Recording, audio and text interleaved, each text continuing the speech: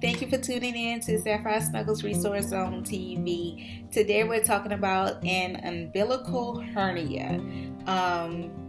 The medical term is for babies that are born with enlarged navel. So it's like the navel didn't quite heal and it didn't quite just go in to the belly after the umbilical cord has fallen. So we're just going to get into why, what, and some of the treatments for it. And let's get into that now. So here's a definition of it. An umbilical hernia is a bulge near the belly button or the navel. The hernia has a sac that may hold some intestine, fat, or fluid.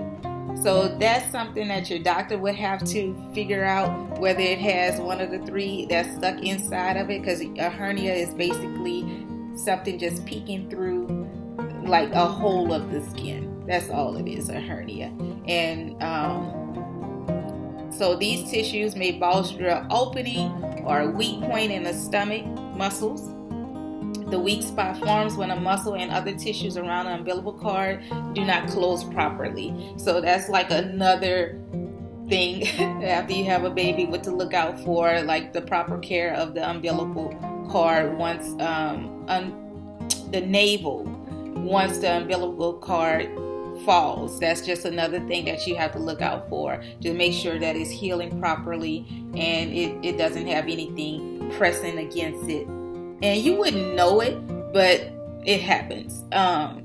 So about 1 or 2 babies out of 10 have umbilical hernia. It mostly occurs in babies who have low birth weight or those who are born early. So most of the time, a hernia that starts before 6 months of age will go away by the age of 1.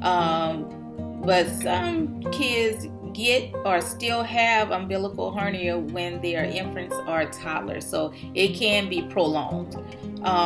Umbilical hernias almost always close on their own as the child grows, as they mature, because their body is growing and maturing into the next phase of life.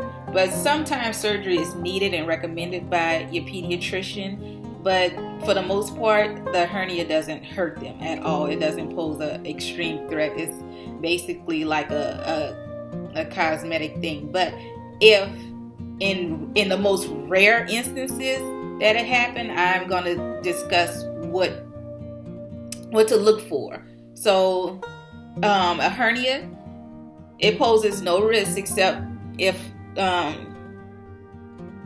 problems exist.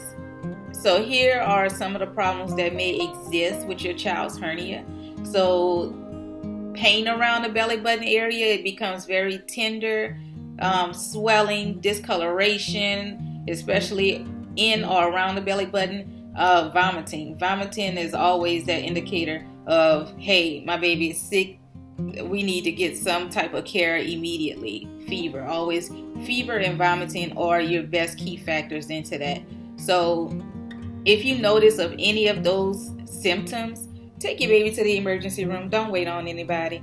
Don't ask anybody who's not in the medical profession if they should do this to their baby or go to the emergency room. Just take them to the emergency room, because that's where they have to do the CAT scans and just to make sure that nothing has penetrated within the hernia that can cause impact to the child's health.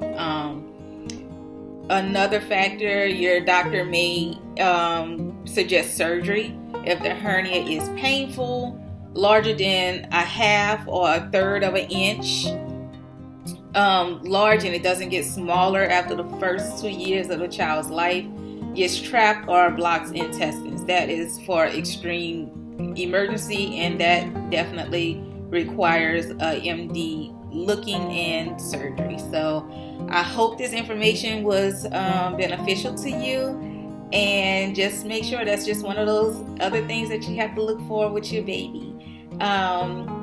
Thank you for tuning in. Please don't forget to like and subscribe. I will see you soon. Thank you. Bye.